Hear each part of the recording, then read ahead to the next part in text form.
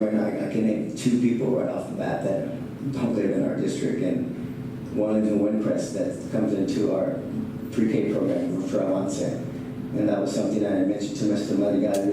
It's still an issue. I mean, just to find out that the people that I know that really don't qualify for pre-K are bringing their kids out here to our Avance program.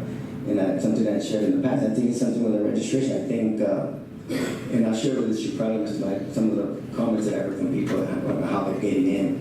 I think it's our staff just kind of trying to get our numbers up rather than really trying to serve our students, because it is costing our district and our taxpayers, and we're educating other kids from other districts that are just here for pre-K. That was one of the things I had asked Ms. Gagas, if you recall, I wanted to know how many of our pre-Ks return for kinder, and I think that would be a good indication of how many of those pre-K are actually our students. How many pre-Ks return to kinder?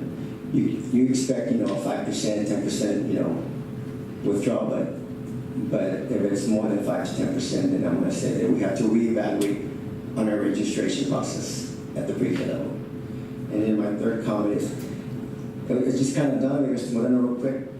I was thinking a curriculum audit would be helpful, but it just dawned on me right now, because I was kind of having a conversation with Mr. Moreno about, maybe I think we need to reevaluate our mission statement and our goals.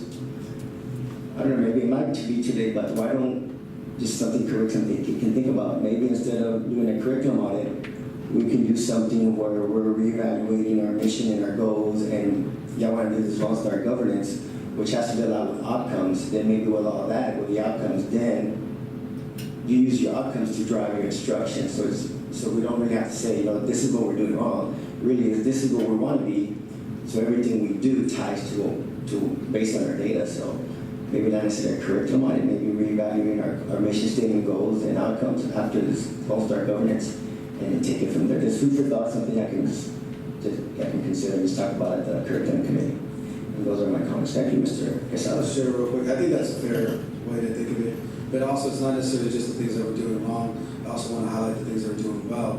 And that way that we can showcase to the community that it's not all this negativity in terms of how we're servicing our students, because a lot of times that gets outweighed by the positivity that we are doing. But that's definitely a valid and fair thing to bring up. And I think that would work hand in hand, because when we're looking at these actual but the audits, it is another face of it that we can actually add into, because these companies do that also. So it's just like we pick and choose what we want to do. So I think that's very fair, sir. Appreciate it. I can take that into consideration. Thank you.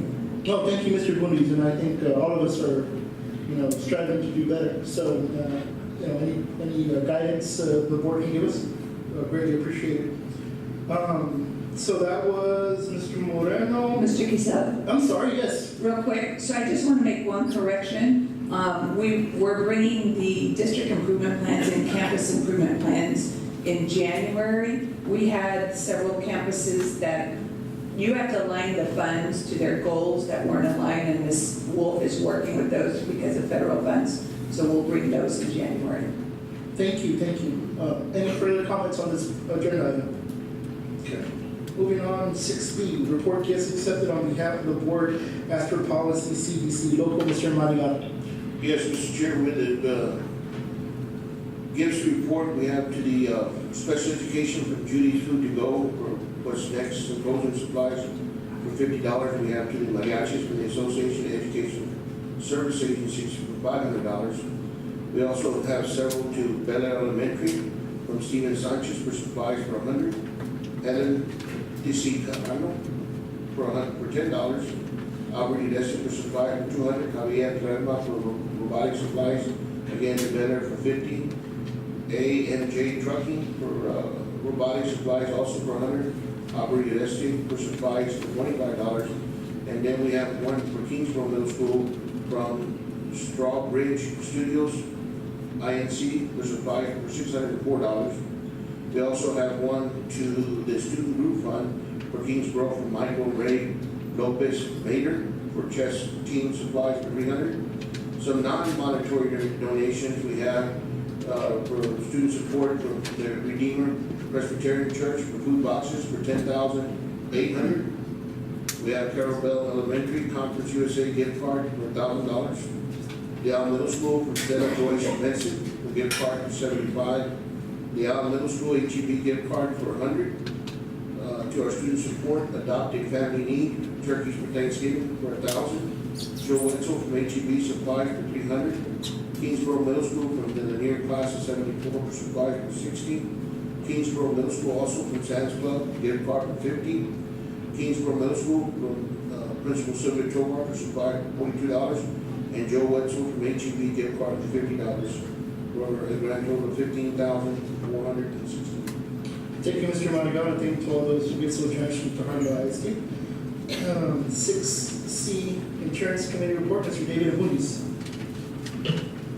Actually, I filled in for David due to passing his brother, so in this case, I'm going to pass this down to Mrs. Dugan to go over that information.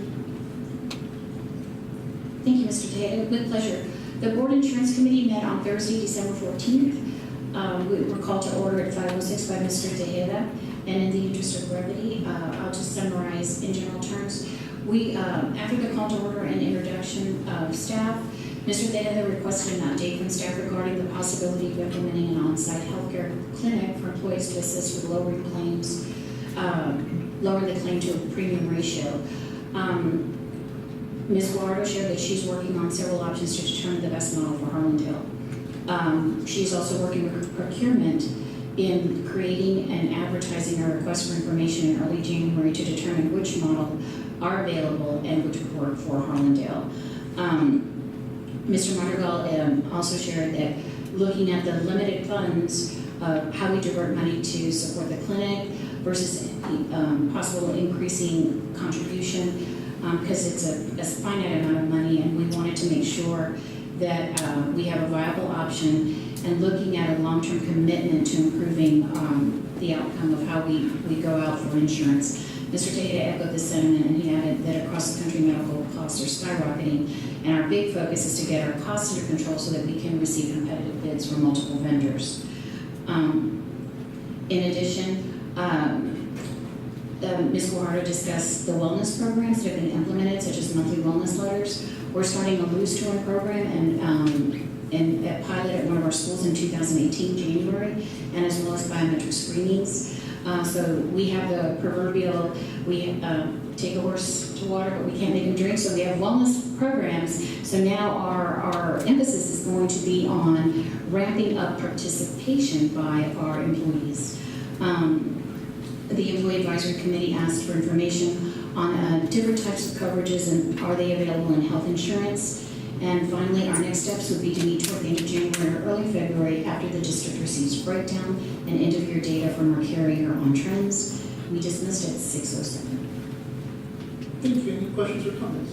Mr. Chair. So was possibly going out for an RFP for another advisor brought up? I just don't feel, can I comment on SWBC, Mr. Torn? Okay.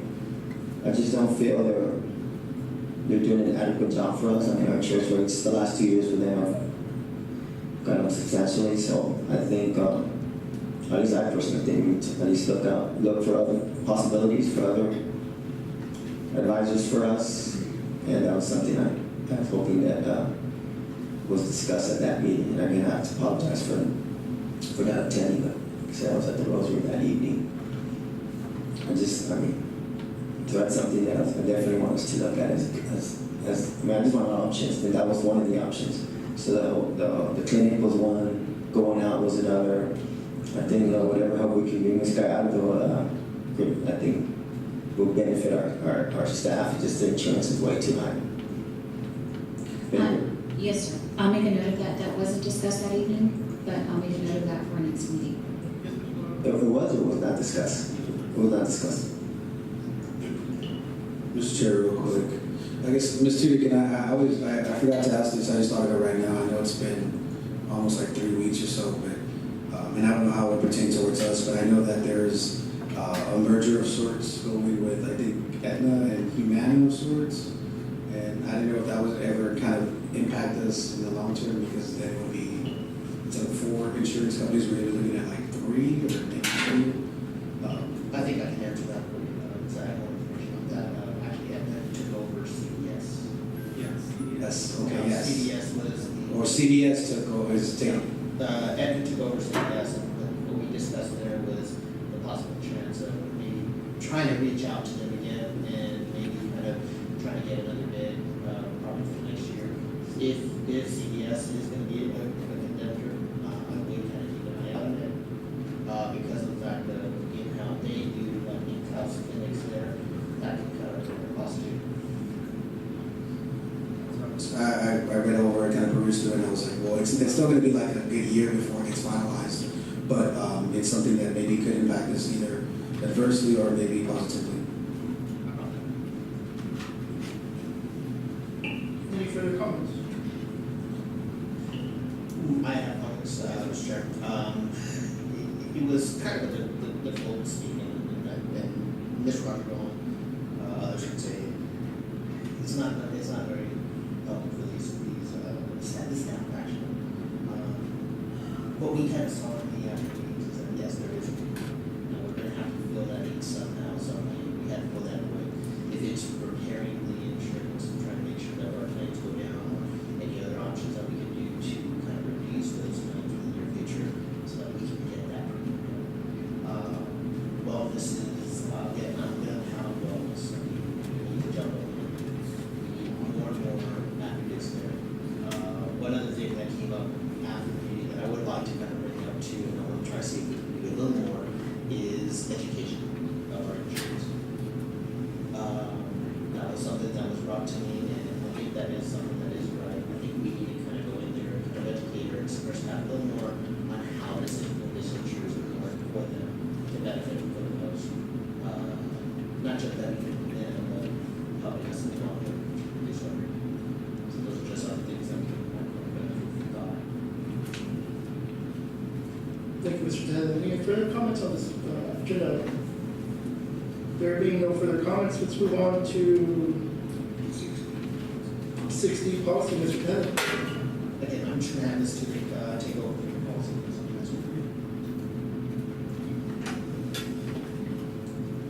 Yes, sir. We met on Thursday, December 14th. We were called to order at 4:05 by Mr. Jesus Tejeda. In attendance was Board Member Juan Mancha and Ray Madrigal. Update 109 is a more substantial update than recent ones. It encompasses changes in law from the 85th legislative session that have immediate effect on the governance and management of the district. Update 109 has a long enumerated list going from security at polling places, district investments, to responding to public information. So it was quite substantial in terms of number, but in content, wasn't anything that was what we would say right to mother. The committee reviewed each of the recommended changes with discussion. Mr. Tejeda had an extended dialogue on policy about how employee communicates with students on personal devices. Mr. Madrigal will look into seeing what systems are in place for how employees contact students. He suggested perhaps information services providing some direction. Mr. Richard Hernandez recommended some adjustments via notes to CDA that TASB is verifying.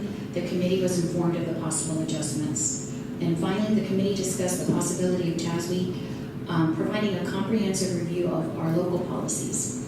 This would allow a thorough review of local and unique policies to ensure that our practices match our policies. The cost is reasonable, and the committee encouraged the superintendent to move forward in working with TASB so that we can get in the queue.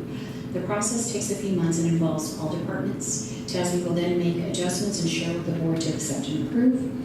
The committee recommended update 109 be brought to the regular board meeting on December 18th for the first reading and possible waiving of the second reading should the board wish to move forward. And we adjourned at 4:59. Thank you, sir. Any comments on this particular item from anybody?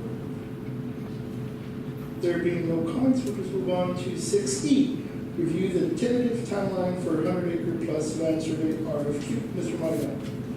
Yes, Mr. Chair, this time I'm gonna have Mr. Hernandez and his staff go over the time reports. Mr. Hernandez? Yes, sir. Thank you, Mr. Madrigal. Mr. Chairman, members of the board, this is a follow-up from the item that appeared regarding 100 acres on November 13th regular board meeting. As we understand it, the direction from the board to staff was to contract for surveying services in order to outline the area that would be considered for sale, or also the area that may be a possibility for a new campus on there to handle the influx of residents. So on page 12 of your board book, you have a tentative timeline for the RFQ process of land surveying only. So on 12/1 of 2017, December 1st, the RFQ was completed and put together and advertised and open to the public for public's interest. This was in accordance with your contracting for land surveying services. Under Texas statute, you need to advertise. The plan is for tomorrow for all RFQs to be submitted. The RFQ process then closes. Plan staff then is on January 4th when we return to evaluate and rank the respondents to the RFQ. During the time of January 5th through January 12th, 2018, negotiate a contract with the land surveying contractor, and then on January 12th, to award and execute. Staff expects or believes that the contracting services would be less than the $25,000 limit by board policy. Of course, if it does exceed that, then it would come to the board for approval.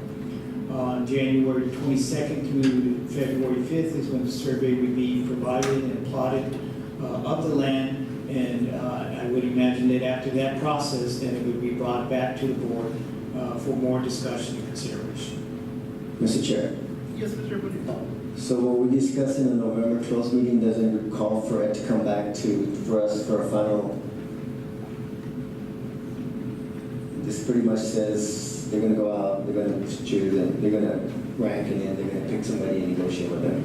Well, it sounds to me like depending on the amount of services, they'll determine whether they bring it back to the board or not. I mean, the board is free to direct as it wishes. Yeah, but I thought it didn't matter, I thought we went to the survey. Correct. But no, I understand that, but I thought that was still gonna come back to us, but it's not. We right. certainly can't do that. If the board wishes us to do that, we'll wait till January, based on the ranking, and bring that to the board if that's the board's wishes. If you have legal questions. Mr. Chair? Process, you can avail yourself of the executive session. If I remember correctly, when we came out, we agreed that we were gonna let Mr. Madigan decide, and we're gonna discuss it, it was gonna be approved, discussed in closed session. Just that we were pushing it forward, because we weren't gonna put it out for sale, it was just to see what was out there. So at this point right now, just to be clear, we're only talking about the survey.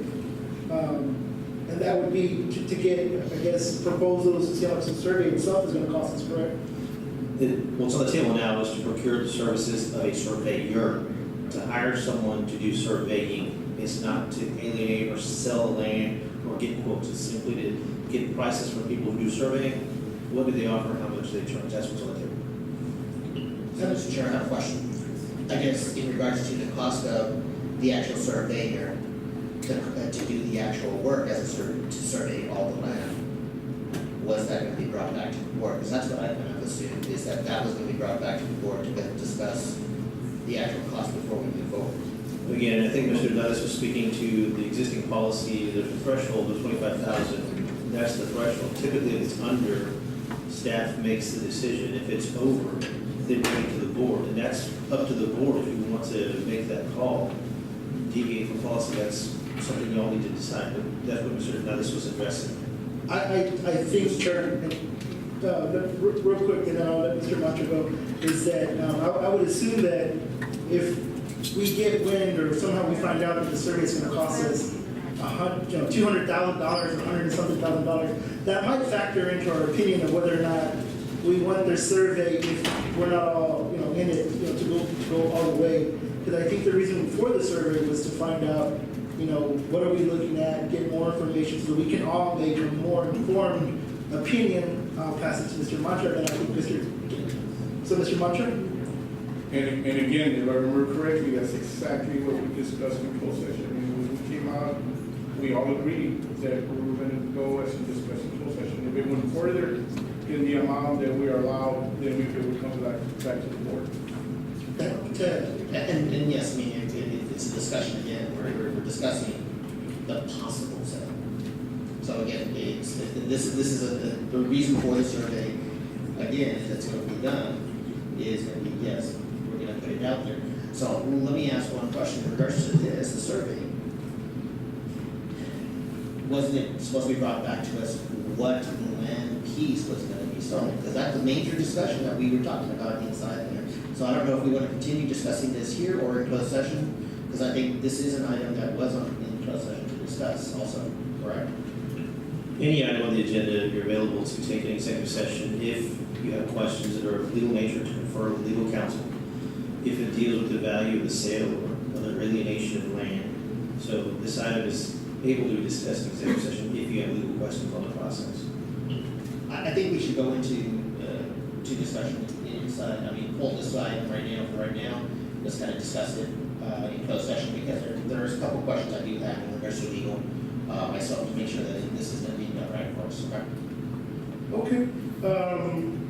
Mr. Chair, just before we do go into closed session, I just want to correct Mr. Tejeda. We never said we were going to sell, we just said we were going to look at the price. So just, there's no word, nobody ever said nothing about to sell. So let's do this. But we can still move it into, there's no action, but we can just, I want to move it to closed session so we can at least discuss it briefly. I just wanted to correct the word sale. Yeah. And there's misunderstanding out there. So with the rest of the board's approval, or with your permission, guys, let's go through the rest of the consent items real quick, and then we'll take all our closed sessions items together, so we don't have to have two closed sessions. Correct. But don't we have